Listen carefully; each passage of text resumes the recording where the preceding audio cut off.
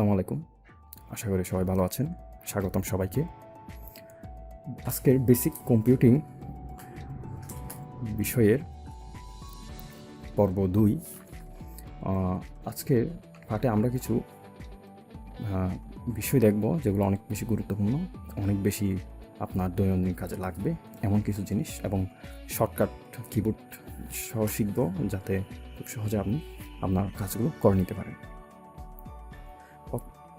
প্রথমেই থাকছে আমাদের রিসেন্ট উইন্ডো টাস্ক অ্যাক্সেস।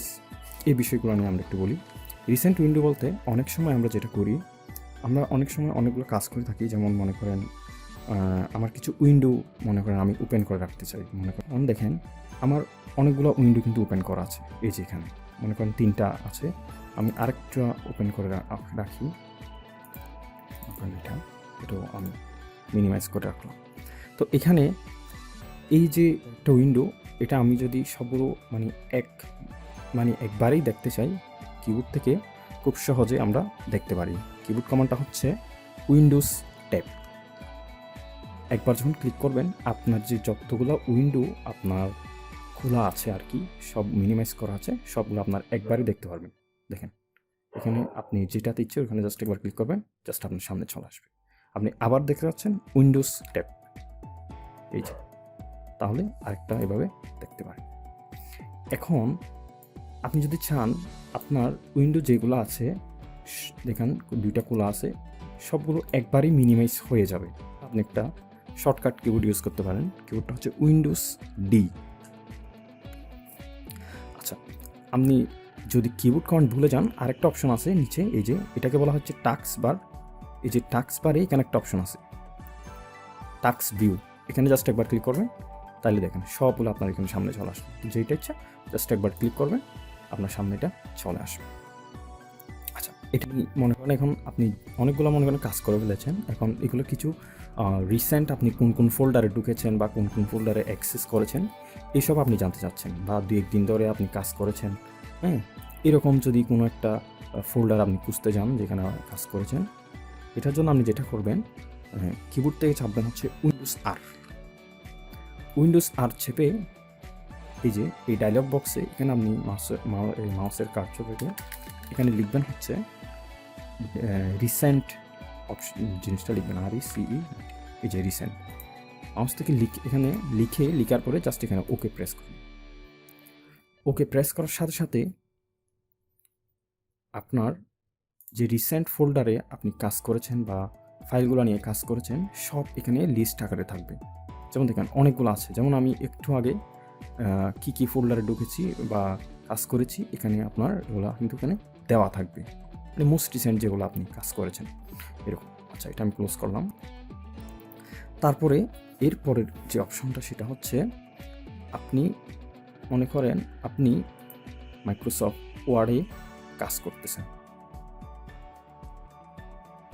তারপরে আমি মাইক্রোসফট এক্সেল আমি ওপেন করি, 2টা প্রোগ্রাম ওপেন করি। তো মনে করেন আপনার যেটা করতে হচ্ছে, আপনি এখানে কিছু কাজ করতেছেন, তারপরে আপনার থেকে মিনিমাইজ করে MS ওয়ার্ডে যেতে হবে। এখন আমার থেকে মনে করেন এখান থেকে কিছু জিনিস দেখার পরে আবার এক্সেলে যেতে হবে, তাহলে আপনি আবার কী করবেন, এখানে জাস্ট ক্লিক করবেন। তো এখানে আবার মনে করেন আপনার ওয়ার্ডে যেতে হবে, আপনি কী করবেন, আবার জাস্ট ওয়ার্ডে ক্লিক করবেন। তো এটা না করে আপনি খুব সহজ একটা কিবোর্ড কমান্ড ইউজ করতে পারেন, সেটা হচ্ছে আপনি অল্টার চেপে ধরে যখন একবার ট্যাব দিবেন, আপনার এই যে দেখেন আমি এখনও অল্টার চেপে ধরা আছে, একবার ট্যাব দিয়ে কিন্তু অল্টার চেপে ধরবেন, তখন দেখেন আপনার এই যে মেইন অপশনটা কিন্তু এক্সেলের মধ্যে সিলেক্ট করা আছে, এই যে বক্সটা। তখন আমি যখন ছেড়ে দিবেন এই যে চলে যাবে। আমি যদি আবার ওয়ার্ডে যেতে চাই, অল্টার ট্যাব ছেড়ে দিব, এই যে ওয়ার্ড, আবার অল্টার একবার ট্যাব প্রেস করব, আবার অল্টার ছেড়ে দিব।